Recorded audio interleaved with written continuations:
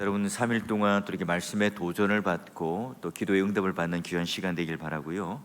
사람들과의 이 관계 속에서 가장 힘든 게 뭐냐 이렇게 물으면요, 이 선입견, 또 편견, 이런 확증 편향을 가지고 있는 이 상대방을 만났을 때요, 굉장히 힘들죠. 자, 우리가 한쪽만 바라봐요. 한쪽만 생각해요. 한쪽의 입장만 가지고 이 바라볼 때 이 서로가 이렇게 만나지 못하고 접점을 가지지 못합니다. 한국 교회의 정치 또는 한국 사회에 나뉘어져 있는 보수냐 진보냐, 여러분 얼마나 첨예한 갈등을 가지고 있습니까? 또 남한과 북한에 대한 이 정치 체계나 이 사상이요, 이제 어느덧 한 세기가 이제 흘러가고 있습니다. 우리 신앙도 마찬가지죠. 어떤 신학적 관점에 우리가 서 있느냐 너무나 중요하죠. 잘못된 우리가 이 관점과 세계관과 그 입장을 가지고 있을 때, 여러분 이걸 바꾸는 것, 이게 바로 이제 전도고 선교예요. 여기 선교 현장 또 전도 현장에 갔을 때 내가 이제껏 이 잘못 가지고 있었던 그런 세계관들이 깨어지는 것, 내가 평생 내가 주인으로 섬겨왔던 것을 이제 바꾸는, 내 인생에 이제 전부를 걸 만한 이 주인을 바꾸는 게 뭐예요? 바로 이제 전도고 선교입니다. 그렇죠? 여러분 오늘 한국 교회가 이만큼 성장한 것은요, 하나님의 큰 은혜입니다. 그런데 그 어두운 이 그늘이 뭡니까?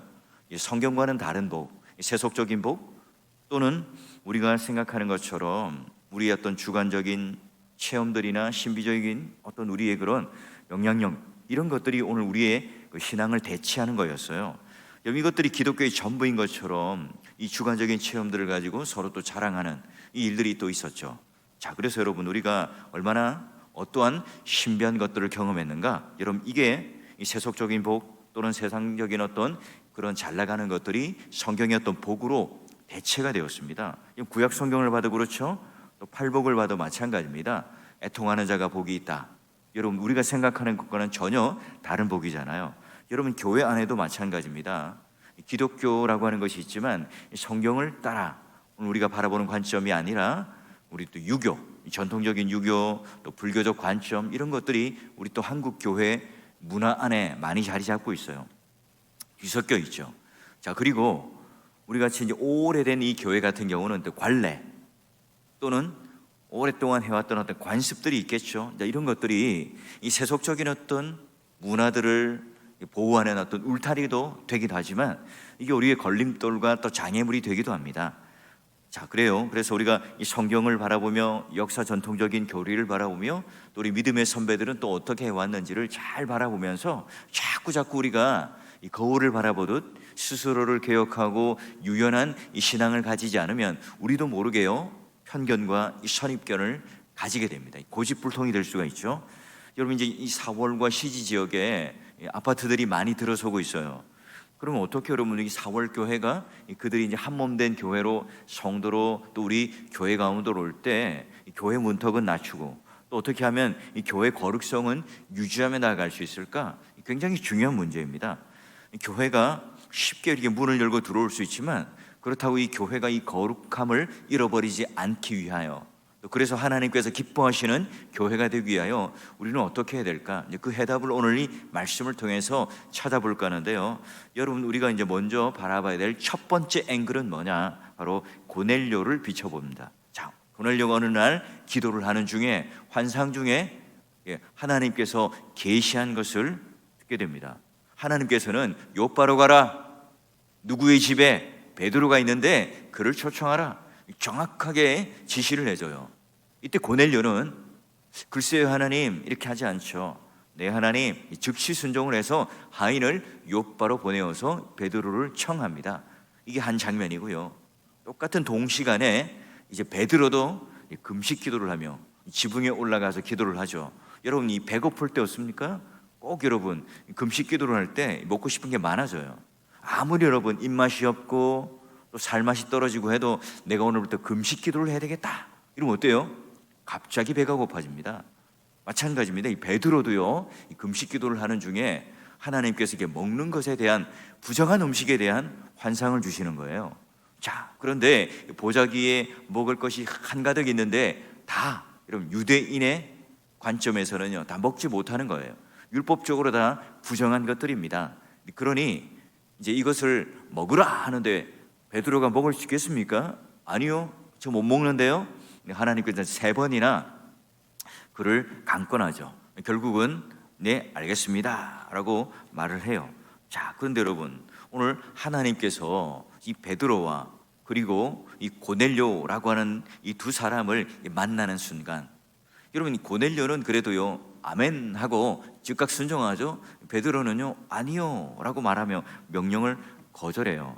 자, 그런데 이 두 인물이 하나님께서 지금 깨끗하다, 부정하다 이런 것들을 규정해 주셔서 지금 이 베드로를 잘 설득을 해서 이제 베드로가 이제 하인, 욥바에서부터 온 하인을 함께 동행하여서 이제 만나는 순간이에요. 자, 그래서 뭐 긴 얘기를 하고 있지만 고넬료냐 베드로냐 이걸 이야기하는 것이 아니라 이 모든 역사의 중심 가운데 누가 서 계세요? 하나님께서 지금 서 계셔서 이 두 인물을 만나게 하세요. 그럼 여러분, 이 베드로와 고넬료의 공통점이 뭘까요? 그렇죠, 바로 기독교인이죠. 예수를 믿는 사람들입니다. 근데 차이점이 뭘까요? 베드로는 정통 유대인입니다.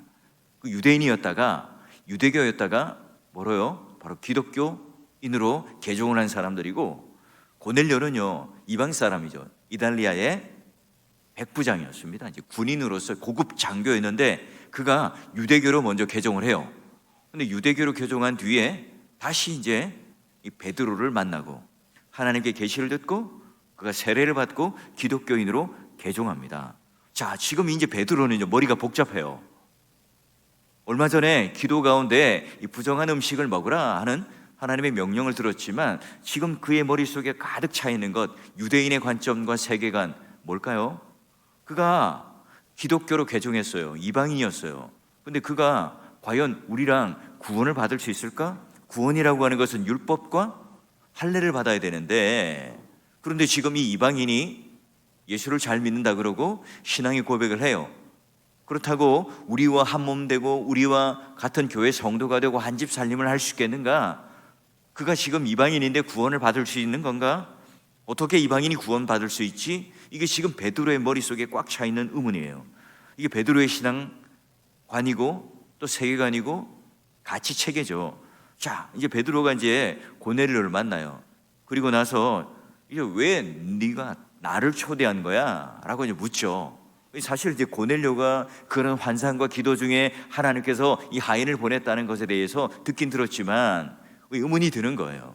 이때 이제 고넬료가 간증을 쭉 하는 중에 하나님의 그런 구원의 역사와 함께 하나님 만난 사실을 이야기합니다. 이때 여러분, 이 베드로가 깜짝 놀라죠. 이것뿐만 아니에요. 얼마 전 이 빌립이 사마리아 땅에 가서 복음을 전했는데 그 성에 큰 기쁨이 넘치고 구원받는 사람들이 막 넘쳐났다는 소식을 듣습니다. 게다가 지금 이 고넬료라고 하는 인물을 보면서 그가 바로 이방인이지만 이 구원받은 예수 그리스도로 말미암아 분명한 신앙 고백을 하고 있는 한 사람을 만나요. 깜짝 놀라는 거죠. 자, 드디어 이제 그의 세계관이 막 흔들려요. 머리가 복잡합니다. 마치 망치로 한 대 탁 얻어맞은 듯 깜짝 놀라죠. 자, 그러면 그가 이제 이 고넬료를 만나면서 이야기하면서 그런 하나님을 새롭게 깨닫는데요, 그 깨달으면서 하나님의 성품을 깨달으면서 하는 첫 마디가 바로 오늘 우리가 읽은 34절이에요. 한번 보실까요? 자, 베드로가 이제 고넬료에게 이제 말을 합니다. 내가 참으로 하나님은 사람의 외모를 보지 아니하신다. 근데 여러분, 유대인의 입장에, 유대인의 사고관에 이방인과 교제도 못해요. 또 그들과 함께 또 부정한 음식을 먹지 못합니다. 자, 그런데 지금 이제 베드로가 뭘 깨닫습니까? 하나님은 이방인이냐 유대인이냐 흑인이냐 백인이냐 잘난 사람이냐 못난 사람이냐 이걸 외모로 취하지 않고 하나님께서는 그 성품 가운데 이 베드로가 깨닫는 거예요. 와, 지금 유대인의 입장에서는요 수천 년간 이어져 온 그런 이방인에 대한 생각과 이방인에 대한 가치 판단을 완전히 깨부시는 그런 고백입니다. 하나님은 혈통으로나 또는 율법으로나 할례로 이 사람을 판단하지 않는구나. 이방인이냐 아니냐 이것으로 예수를 믿고 안 믿고를 판단하는 게 아니야. 와, 하나님은 그런 분이셨구나. 우리 하나님은 사람을 외모로 취하시는 분이 아니구나. 이런 하나님의 성품을 새롭게 깨닫습니다. 여러분, 베드로가요 예수 그리스도와 3년을 동고동락했잖아요. 직접 여러분 예수님께 말씀을 들었고 수많은 기적을 체험했어요. 예수님이 어떤 분인지, 십자가에 못 박히시고 부활하셔서 승천하기 전에 예수를 만나와 대화를 하고 식사를 하고, 이게 얼마나 여러분 깊은 교제와 함께 사귐이 있었습니까? 그 외에 자기도요 말씀을 전하면서 안전뱅이가 일어나고 3,000명 5,000명이 회개하는 역사를 봤어요. 자, 그러면 얼마나 여러분 하나님을 잘 알까요? 그런데 그는요 새롭게 깨닫습니다. 하나님은 사람을 외모로 취하지 않는 그런 분이셨구나. 여러분, 이 베드로가 지금 고넬료의 간증을 듣는 순간 이런 깨달음이 왔어요. 베드로가 지금 기도 중에 봤던 이 모든 환상들 이해가 안 됐죠. 3번이나 아니요 하나님 거절을 했어요. 그런데 고넬료와 대화를 하는 중에, 또 그것을 고백하는 중에 그는요 깨닫습니다. 하나님의 그 숨겨진 뜻을 깨닫게 됩니다. 와, 베드로가요 기도하는 중에 봤던 이 환상들이 이제 퍼즐이 맞춰져요. 예수 그리스도가 누구이신지 이제는 숨겨진 뜻을 발견하고 예수 그리스도가 내 안으로 더 쑥 하고 들어와요. 그러니 과거를 해석할 힘이 생기고요, 이제 미래를 열어가는 그 미래에 대한 새로운 비전을 열어가요. 과거만 이렇게 해석되는 것이 아니라 나의 미래를 하나님께서 이렇게 너무나 아름답게 디자인하시고 이끌어 가시는구나. 여러분, 이걸 깨닫자 이 베드로도 가슴이 벅차요. 그는 이제 새로운 거 하나님을 만나고 한층 더 믿음을 도약합니다. 여러분, 우리는 어때요?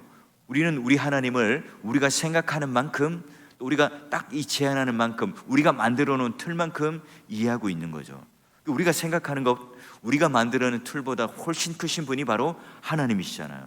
우리가 생각하는 하나님, 그 정도가 우리 신앙이고 우리 신앙의 크기일 수밖에 없어요. 자, 그러면 우리가 이 신앙생활에 힘이 없어요, 맥이 없어요, 재미가 없어요, 생동감이 없고 역동성이 없어요. 왜 그럴까요? 하나님은 살아계십니다. 하나님의 능력의 하나님입니다. 말로는 고백하죠.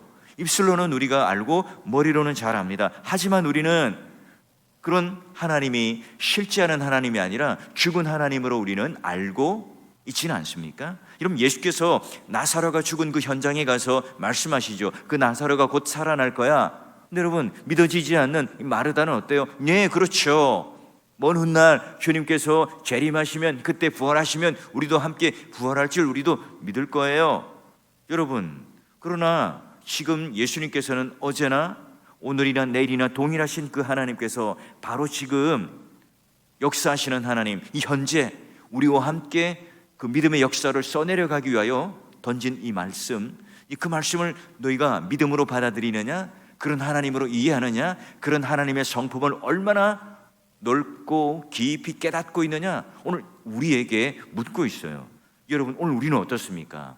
베드로처럼 얼마나 여러분 허물과 허점, 또 여러분 보면 성정이 얼마나 막 다혈질적이고 부적합합니까? 그럼에도 불구하고 베드로는요 어제보다 오늘, 오늘보다 내일 더 나은 여러분 하나님을 알고 깨닫고 누리며 살아가고 있잖아요. 여러분, 우리도 마찬가지입니다. 우리의 신앙이 변하려면 어때야 됩니까? 내가 아무리 노력하고 내가 아무리 힘써도 소용없어요. 하나님이 누구이신지를 깨닫고 하나님에 대하여 우리가 아는 만큼, 우리도 하나님에 대한 깨달음이 변하는 만큼 우리의 신앙도 어떻게 해요? 변해요. 여러분, 그렇게 편견에 딱 사로잡혔고 깨지지 않는 그런 세계관, 이걸 하나님께서는 이 베드로를 향하여 하나님은 외모로 취하지 않는다는 이 성품을 깨닫고 하나님을 깨닫자, 그는 완전히 이제 다른 신앙의 체계 속으로 다른 세계에 도약을 해요. 여러분, 우리가 교회에 아무리 봉사하고 헌신을 하려고 해도요, 그 껍질을 깨고 그 헌신의 자리에까지 나아가려면 하나님을 깨닫고 그 하나님의 은혜에 사로잡히지 않으면요, 이쑤시개 하나도 못 들어요. 자, 우리가 아무리 여러분 멋진 날개가 있고 멋지고 화려한 어떤 그런 것들을 장착하더라도 그런 하나님의 성품과 은혜와 놀라운 하나님의 그런 역사하심을 믿지 않는다면, 그것을 내가 내 것으로 삼고 믿지 않으면 아무 소용이 없어요. 믿음의 동역자 여러분, 사랑하는 성도 여러분, 우리가 하나님 말씀을 듣고 깨달아요. 그것으로 그치는 것이 아니라 그 깊은 하나님의 이 성품이 나를 사로잡아 내가 가지고 있던 이 선입견, 편견, 나의 그런 못난 성품, 내가 가지고 있는 그런 그 관습들, 이런 모든 것들이 깨어짐으로 말미암아 우리 믿음이 더욱더 그 용량이 더욱더 커지고 넓어지는 그런 놀라운 복과 은혜가 날마다 새롭고 날마다 더 성장하는 여러분 되시기를 주의 이름으로 축원합니다. 자, 두 번째 이 베드로가 깨달아지는 게 뭘까요? 자, 두 번째 보니까요, 하나님께서는 차별하지 않는 하나님임을 깨달아요. 각 나라 중 많은 이방인들과 민족들 중에도 하나님을 경외하며 의를 행하는 사람은 다 받으시는 줄을 어떻게 했다고요? 아하, 깨달았도다. 이게 중요하죠. 깨닫는 것. 하나님은 이스라엘이나 이방인을 구별하지 않는구나. 하나님께서 택하시고 하나님께서 믿음과 의를 부여하시고 그 의를 행하는 사람은 다 받으시는구, 인정하시는구나 깨닫습니다. 여러분에게 한번 질문을 던져볼까요? 고넬료가 어떤 사람인지 아세요? 이런 믿음이 출중한 사람이었습니다. 유대교였을 때요, 그는요 하나님을 경외하는 것에 모든 사람들에게 칭찬받았습니다. 게다가 구제하고 선행하는 일에 대하여 최고로 여러분 많은 사람들로부터요 인정받았고요. 게다가 이 가정을 잘 다스리고 믿음 안에서 그들을 하나로 묶어내는 이 신앙으로 모든 이 가정을 그 부하들이나 수하들까지도 그런 신앙 안에 들어올 수 있도록 잘 여러분 가꾸고 했던 리더십이 있는 사람이었습니다. 아버지로 또는 그 리더십을 가진 그런 간부로서요. 자, 그런 자가요 오늘 하나님께서 어떻게 해요? 이 유대교 또 이 고넬료가 그 중심에 있었지만 환영받지 못했고, 지금 또 기독교로 개종했지만 또 사람들로부터도 또 환영받지 못해요. 왜 그래요? 어디든 이 주류에 들어가지 못합니다. 한 가지 공통점이 있죠. 그는 정통 유대인이 아니었다는, 혈통적 유대인이 아니라 이방인이었던 사실 때문에 그래요. 여러분, 이 베드로의 그 딜레마가 뭘까요? 왜 유대인이 아니면 사람도 아니고 부정하다, 그들이 구원받을 수 있을까? 이게 계속 지금 평가되고 또 그의 머릿속에 사로잡고 있는 거예요. 여러분, 차별의 문제는요 너무나 이 긴 역사 가운데 있어요. 네 편과 내 편, 또 저쪽 이쪽, 좋은 사람 나쁜 사람, 이런 모든 이런 가르고 차별하는 인간의 역사 오랫동안 이어왔죠. 이 차별의 문제는 특히 종교에서 극렬하게 일어나요. 목사님, 목회를 하다 보면 옳고 그름이 아니라 좋고 나쁨, 이거로 편이 갈라져요. 평생 이거 뒤치다거리 하는 게 목회입니다. 어느 믿음의 우리 선배가 그렇게 얘기를 하더라고요. 여러분, 종교개혁 이후에도 소세지를 금식할 때 먹을 수 있는, 이거 가지고 전쟁합니다. 미국이나 남아공도 마찬가지죠. 흑인과 백인 다 없어졌다 하지만 그러나 차별이 여전히 있잖아요. 유색인종들 코로나19 가운데 얼마나 많은 테러를 받았습니까? 여러분, 우리가 이런 현상을 가리켜서 집단적 광기라고 그러잖아요. 여러분, 이 무서운 현상의 배후에는 뭐가 있죠? 인간의 그런 잘못된 그런 사고관, 선입견이 자리 잡고 있어요. 여러분, 거기다가 종교적인 열정까지 부어지면 큰일 나죠. 사도 바울, 여러분 어때요? 종교적 열심만 가질 때 악한 열매를 많이 맺죠. 십자군 전쟁, 이런 것도 다 여러분 역사 속에 우리가 보았던 하나의 교훈이잖아요. 우리도 마찬가지입니다. 4월 교회가요 126년 3대 4대 믿음의 집안으로 쭉 이어져 내려옵니다. 갓 1세대 신앙인들도 있겠죠. 성도도 있고 직분자들도 있고 또 오랫동안 모태신앙도 있고 또 젊어서 또 이렇게 신앙생활 하신 분도 많습니다. 우리는 각각 어떤 편견을 가지고 있고 어떤 선입견을 가지고 있고 어떤 차별을 가지고 있을까요? 우리는 이 고넬료와 같은 의로운 자가 많기를 바라고요, 이 베드로와 같이 또 하나님 앞에서 이런 따뜻하고 편견을 깨고 이방인을 받아들일 수 있는 그런 이 복음의 화평의 복음을 가진 자들이 많이 일어나길 바랍니다. 서로 시기하고 질투하는 일들, 여러분, 또 우리가 가지고 있는 편견들, 이건 결국 어떻게 해결할 수 있어요? 사람을 외모로 취하지 않는다. 하나님의 성품을 깨닫고 하나님은 차별하시지 않는 하나님이시다. 여러분, 이 하나님을 내가 사랑으로 받고 믿을 때 가능한 일 아니겠어요? 그러기 위해서는요 가장 중요한 거 세 번째, 이제 베드로가 깨달았던 것이 바로 예수 그리스도의 생명의 복음입니다. 36절부터 38절까지 보시면 만유의 주 되신 예수 그리스도로 말미암아 화평의 복음을 전하사, 이 복음이라는 단어 앞에 뭘요? 화평의 복음, 막힌 담을 허무시는 그 화평의 복음을 전하사, 그리고 곧 요한이 그 세례를 반포한 후에 갈릴리에 시작하여 온 유대에 두루 전파된 그것을 너희도 알고, 하나님이 나사렛 예수에게 성령과 능력을 기름 붓듯 하셨으며 그가 두루 다니시며 선한 일을 행하시고 마귀에 눌린 모든 사람을 고치셨으니 이는 하나님께서 함께 하셨음이라. 우리가 보고 있는, 우리가 믿고 있는 그 예수 그리스도가 어떤 분이신지를 너무나 정확하게 알고 있습니다. 화평의 복음. 예수도 나사렛, 뭔가 나사렛이라고 하는 부정적인 연약한 이미지지만, 그러나 성령과 능력을 기름 붓듯 하신 그 하나님을 통하여 선한 일을 하고 능력의 놀라운 일을 하셨음을 그는 고백하고 있죠. 여러분, 베드로가 예수를 몰랐을까요? 베드로만큼 예수를 잘 안 사람이 누가 있겠어요? 그런데 지금 이 베드로가요, 예수 그리스도를 너무나 풍성하게, 너무나 새롭게, 너무나 지금 이 고넬료와 이 대화 가운데 그 예수를 예전에 알았던 그 예수보다 더 여러분 깊게, 넓게, 새롭게 알고 깨닫고 지금 이렇게 고백을 하고 있습니다. 여러분, 우리도 마찬가지입니다. 그 예수 그리스도는 그냥 2000년 전에 십자가에 오늘 우리를 위하여 희생하신 분 정도로만 이해하고 있다면, 또는 우리를 위하여 그냥 어려운 살림과 환경을 낫게 해주실 분이라는 것만으로 이해한다면 그냥 그런 예수님으로만 머물고 있겠죠. 물론 우리 예수님을 다 아는 사람은 없어요. 하지만 베드로가 만유의 주 되시는 예수 그리스도, 화평의 복음이 되시는 예수 그리스도로, 우리 인간의 눈으로 볼 때는 너무나 연약하고 힘없는 나사렛이라는 동네에 태어났지만, 그러나 그 예수가 성령과 능력의 기름 붓듯 하셔서 하나님께서 그를 붙잡고 함께 하심으로 말미암아 보여주었던 생명의 능력, 복음의 능력, 이걸 통하여 오늘 하나님께서 우리를 새롭게 창조하신다는 것을, 그게 오늘 나에게만 적용된 게 아니라 이 고넬료에게도 똑같이 하나님께서 그런 은혜와 능력을 더하셨다는 사실을 고백하고 있습니다. 와, 여러분, 마귀에게 눌린 자, 또 억압된 자, 이런 것까지 하나님께서 자유케 하시는 하나님, 여러분 어떻습니까? 저도 뭐 1부, 2부 이렇게 주일 공예배 때 설교하면요, 뭐 코로나 때는 3부까지 했지만 예배 중간에 다시 또 목양실이 와서 이렇게 다시 원고를 고치고 또 새롭게 해요. 그때마다 하나님께서 주시는 은혜가 다르고, 그때마다 하나님께서 깨닫게 하시는 그런 은혜가 달라요.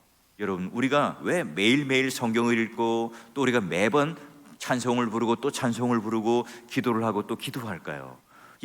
오늘 우리는 날마다 더 새로워지고 더 깊어지는 그 하나님을 만나고 교제하는, 그래서 우리가 죽는 그날까지, 호흡 다하는 그날까지 그 하나님을 계속해서 새롭게 누리는, 그래서 그 하나님의 성품이 어떤 하나님인지, 물론 여기서 베드로는 하나님은 오늘 외모로 취하지 않는 하나님이라는 것, 그래서 차별하지 않는 하나님이라는 것, 생명이 생명으로, 복음이 복음으로, 오늘 예수 그리스도를 또 새롭게 깨달았던 이 베드로, 하나님의 성품을 깨닫고 나의 견고한 모든 생각의 틀을 깨고 오늘 하나님 앞에 예수 복음이 새롭게 깨달아지는 이 베드로를 바라보면서 우리 역시 마찬가지입니다.